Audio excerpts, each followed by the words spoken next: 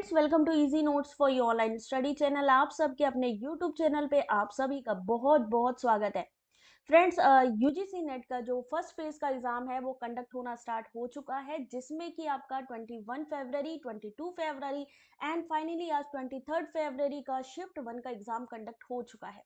तो यहाँ पर कैसे क्वेश्चंस आ रहे हैं, किस तरीके से हमने आने वाले एग्जाम को तैयार करना है, सारी चीजें बताएंगे। तो भाई जल्दी से आपने क्या करना है, अगर अभी तक आपने चैनल को सब्सक्राइब नहीं किया है तो जल्दी से सब्सक्राइब कर ले, वीडियो को एक लाइक कर दें और फिर स्टार्ट करेंगे आज की एनालिसिस। बहुत इंपॉर्टेंट होने वाली है, क्योंकि ना सिर्फ आपको ये पता चलेगा कि कैसा पैटर्न आ रहा है, कैसे क्वेश्चन आ रहे हैं, ये भी पता चलेगा। तो स्टार्ट करते हैं आज के सेशन के साथ में। पहली बात करते हैं डिफिकल्टी लेवल। जो आज का शिफ्ट 1 का पेपर था उसमें जो क्वेश्चंस आए दैट इज मॉडरेट। देखिए एनटीए है तो इजी तो नहीं डालेगा, बट यस बीच का पेपर डालेगा moderate level. Teaching aptitude moderate, comprehension easy था, यानी अगर आप पैसेज को पढ़ लेंगे तो आराम से क्वेश्चन को सॉल्व कर पाएंगे।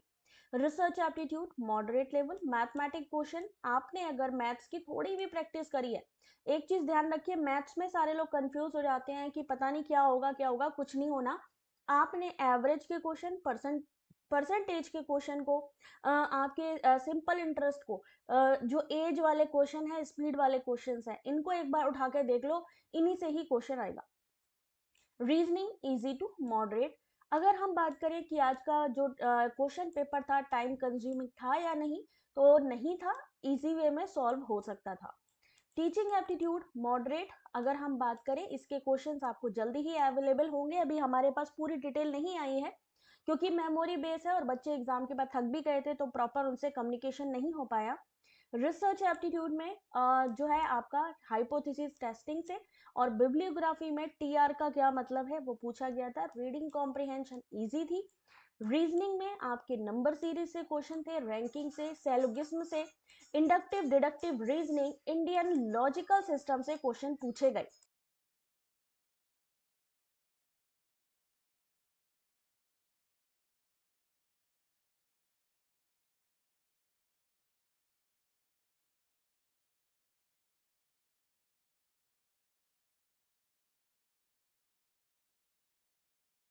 तो यहाँ पर अगर हम बात करें, रीजनिंग की फुल फॉर्म पूछा गया था प्रयास मॉडल से।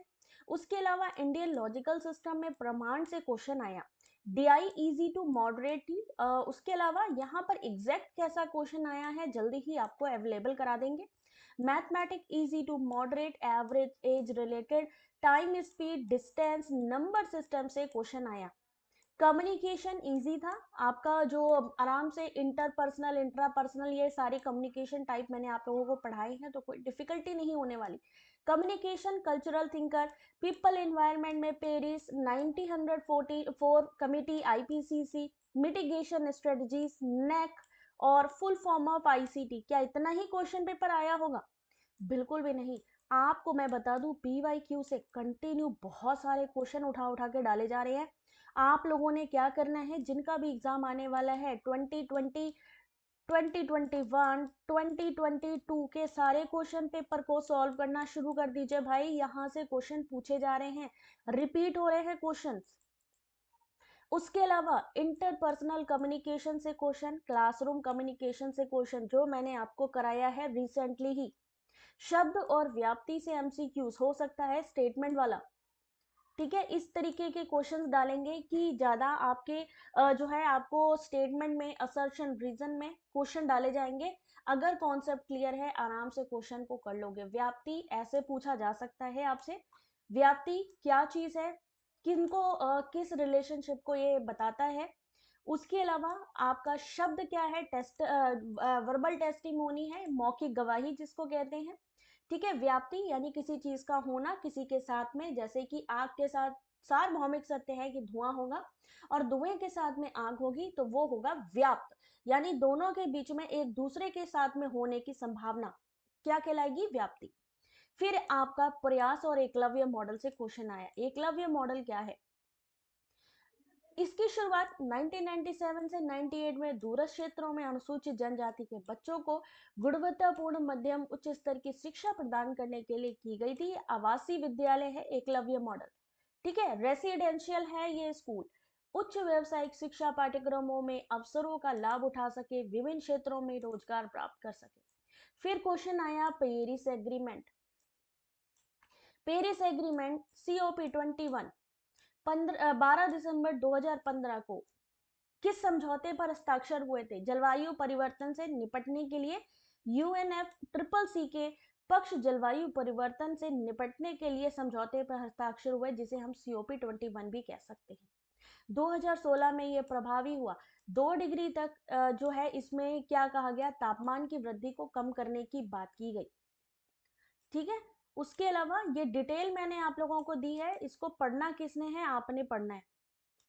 उसके अलावा ये पेरिस एग्रीमेंट इंग्लिश में, हिंदी में। आगे बढ़ते हैं, ये पूरी शीट आपके लिए बहुत इंपॉर्टेंट है। फुल फॉर्म ऑफ ICT, जल्दी से कमेंट करके बताएं कि फुल फॉर्म ऑफ ICT क्या होगा। ICT का फुल फॉर्म भाई बहुत बार कराया है, जल्दी बताओ। फैलेसी COP21 स्टॉकहोम से क्वेश्चन। स्टॉकहोम कॉन्फ्रेंस आपसे पूछी जा सकती है, किस लिए कराई गई थी? तो Stockholm convention is a global treaty that aims to protect human health and environment from the effect of persistent organic pollutant. POP से बचाने के लिए ह्यूमन हेल्थ को और एनवायरनमेंट को। क्लाइमेट चेंज से क्वेश्चन, प्रयास से क्वेश्चन आया है, प्रयास का फुल फॉर्म पूछा गया है। अभी इन्होंने रिसेंटली उत्साह पोर्टल भी लॉन्च किया है, तो हो सकता है उत्साह से भी क्वेश्चन आ जाए, तो भाई उत्साह को भी देख लीजिएगा। इनिशिएटिव है किसका? In health, energy, learning and parenthood is a non government non profit organization. कहाँ पे है ये प्रयास? पुणे, इंडिया। फिर एक है निधि प्रयास। निधि प्रयास क्या है? National initiative for developing and harnessing innovation. Umbrella program conceive and develop by DST NSTDB for nurturing ideas in innovation into successful startups. Startups के लिए है ये निधि प्रयास। निधि यानी कि धन, और प्रयास धन देने का, एक तरीके से स्टार्टअप में किसकी जरूरत होती है? पैसे की, उसको प्रोवाइड करने के लिए। फिर फिलोसोफर से क्वेश्चन आया है, जैसे कि मैंने आप लोगों को पहले भी बताया था, जैसे रविन्द्रनाथ टैगोर है, या अगर हम बात करें अरस्तु है, ये किससे संबंधित थे, है ना? इससे रिलेटेड जो क्वेश्चंस हैं वो आते हैं कि किससे कौन संबंधित है या कौन किस में आता है। लॉर्ड कर्जन से क्वेश्चन था आपका कि इंडियन यूनिवर्सिटी एक्ट है जो 1904 में इंट्रोड्यूस किया गया था, किसके द्वारा किया गया था? लॉर्ड कर्जन के द्वारा। किसके लिए किया गया था? जो यूनिवर्सिटी एजुकेशन है उसको इम्प्रूव करने के लिए। और ये जो आपका इंडियन यूनिवर्सिटी एक्ट था 1904, ये आपका यहाँ पर लेबोरेटरी को इंट्रोड्यूस किया गया था, किस लिए? To improve the quality of research. Hypothesis से क्वेश्चन था, परिकल्पना से। अभी दिखाऊंगी कैसे क्वेश्चंस आए होंगे। प्लेगरिज्म यानी कि साहित्यिक चोरी क्या होता है? जब आप बेईमानी से किसी और के काम की नकल और उसकी जानकारी के बिना उसका उपयोग करते हैं, साहित्यिक चोरी। तो आपको अगर पता है कि ये एक नैतिक और कानूनी मुद्दा है, या इसमें क्या क्या चीजें आती हैं, तो इससे जुड़े हुए क्वेश्चंस को आप सॉल्व कर सकते हो। या आपको एग्जाम्पल दिया गया होगा और आपसे पूछा गया होगा कि बताइए इसमें साहित्यिक चोरी कौन सी है, या प्लेगरिज्म का कौन सा एग्जाम्पल है। ठीक है, तो आपने उसको पढ़ लेना है, बताना है। फील्ड रिसर्च, हिस्टोरिकल रिसर्च से क्वेश्चन आया आपके में। अब देखिए किस तरीके के क्वेश्चंस आ रहे हैं।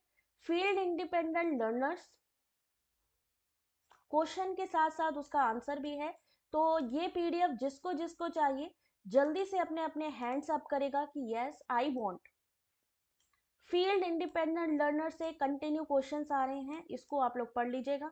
उसके अलावा India China pure political environment cultural thinking NIRF ranking जो 2022 है, अभी 2023 की आनी बाकी है, 2022। नंबर सीरीज स्पीड डिस्टेंस से क्वेश्चन कैसा होगा? मैथमेटिकल ऐसा होगा, रेलगाड़ी वाला या बस वाला या कार वाला, बट फॉर्मूला जो लगेगा डेट इज सेम होगा। ठीक है, फिर आपका mitigation strategies, impact on pollution on human. Yes, Venn diagram इस बार पूछा जा रहा है। RCDI easy to moderate. उसके बाद एक क्वेश्चन था कि नेक जो है इसका फुल फॉर्म भी याद कर लीजिएगा, that is national assessment gradation council. किसके द्वारा स्टैब्लिश किया गया? UGC के द्वारा। कब किया गया? 1994 में। और कहां पे किया गया? बैंगलोर में। फॉर इवेलुएटिंग यानी जो विश्वविद्यालय और कॉलेज हैं उनके प्रदर्शन का मूल्यांकन करने के लिए 1994 में बेंगलोर में यूजीसी के द्वारा राष्ट्रीय मूल्यांकन प्रत्यायन परिषद की स्थापना की गई। उसके बाद आपसे पूछा गया कि बिब्लियोग्राफी में टीआर का क्या मतलब है, that is trustee. Open source software से आपका क्वेश्चन, ओपन सोर्स सॉफ्टवेयर क्या होता है? जैसे कि आपने देखा होगा कि जहां पर आपको ऐसा सॉफ्टवेयर अवेलेबल हो जो निशुल्क हो और जिसको कोई भी यूज कर सकता हो फ्री में, ठीक है ना। उसके बाद कंप्यूटर वायरस, स्वयं प्रभा से इस बार भी क्वेश्चन था। हो सकता है फुल फॉर्म पूछे गए हो, नॉट कंफर्म, अभी वो धीरे धीरे पता लगेगा। हो सकता है फुल फॉर्म पूछे गए हो या ये पूछा गया हो कि मूक के जो प्लेटफॉर्म है वो कौन कौन से हैं, तो आपने एडेक्स, एजुसिटी, स्वयं, ये मूक के उदाहरण हैं, इनको टिक करना था। या आपसे पूछा जाए कि कौन डिजिटल डिवाइड को खत्म करना चाहता है, तो स्वयं। या स्वयं के सिद्धांत पूछ लिए गए होंगे तो वो भी आप बता सकते हो। या फिर ई लर्निंग ऑनलाइन मंच कौन से हैं? स्वयं, स्वयं प्रभा, दीक्षा, ठीक है। ये चीजें एग्जाम में आ रही हैं। जैसे कि पहले आई थी आईपीसीसी का full form, the inter government panel on climate change. अभी मैंने जब रिसेंटली आप लोगों को इन्वायरमेंट के क्वेश्चन सॉल्व करवाए थे, इंपॉर्टेंट एमसीक्यू, वहां मैंने आपको ये भी कहा था कि आईपीसीसी का फुल फॉर्म आ सकता है। तो जलवायु परिवर्तन पर अंतर सरकारी पैनल, जलवायु परिवर्तन से संबंधित विज्ञान का आकलन करने के लिए संयुक्त राष्ट्र की संस्था है। Inductive deductive reasoning, hypothesis testing से ऐसा क्वेश्चन आपको हो सकता है कि देखने को मिला हो। एक बार देख लीजिए ध्यान से कि कैसा क्वेश्चन। हाइपोथेसिस टेस्टिंग, परिकल्पना परीक्षण, जिसकी परिणति या तो अभिपुष्टि या पुष्टि के रूप में होती है, शोध के निम्नलिखित किन विधियों का स्पष्ट सारोकार है? ठीक है, तो ऐसे क्वेश्चन घूम घूम के आएंगे आपके सामने। यहां पर मैंने क्वेश्चन विद आंसर डाले हुए हैं, तो पढ़ लेना। एवरेज एज, इंटरपर्सनल, पर्सनल जो कम्युनिकेशन है वो इसी टाइप के क्वेश्चंस होंगे।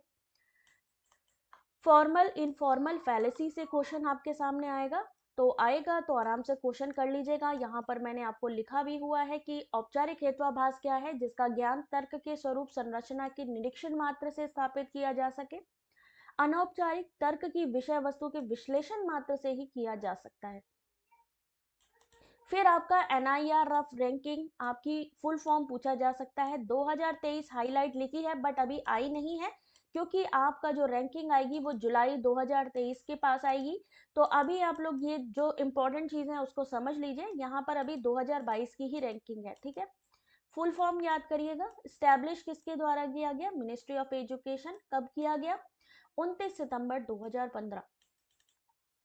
क्या ऑब्जेक्टिव है? Classifying the framework of different university. कौन सी कैटेगरीज में है? जो रैंकिंग लास्ट आपकी आई है 15 जुलाई 2022 और आपकी भी आएगी जो 15 जुलाई 2023। पैरामीटर कौन कौन से होते हैं इसके? O I, GO, RPC and TLR. Parameter NIRF के पूछे जा सकते हैं। कौन नंबर 1 पे है रैंकिंग में? कौन है नंबर 1 रैंकिंग में?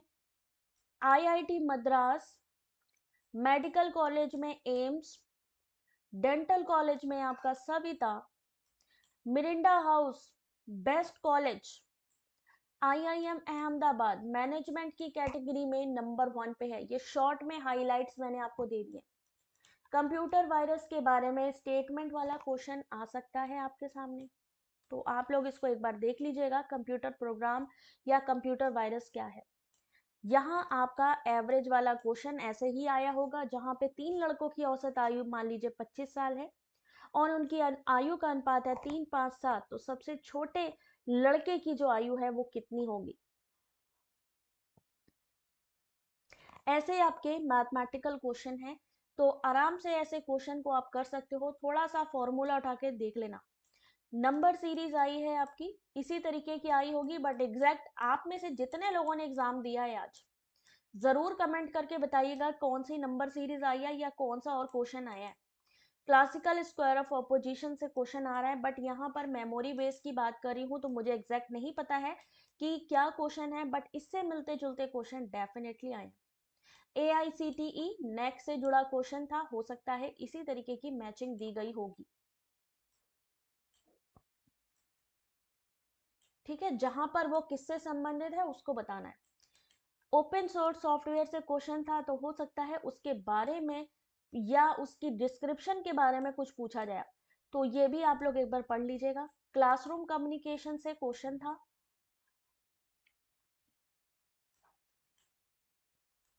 ठीक है, जिसको भी PDF चाहिए भाई जल्दी से वीडियो को एक लाइक करेंगे।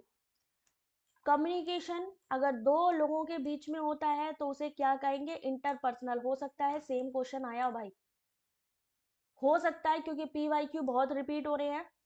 तो अब क्या करना है लास्ट में, अगर आपको लगता है कि नहीं भाई इंफॉर्मेशन मैम की अच्छी है, तो मैम को यानी चैनल को आपने ज्वाइन करना है, मेंबरशिप लेनी है अगर आप चाहते हो कि PDF आपको मिलती रहे।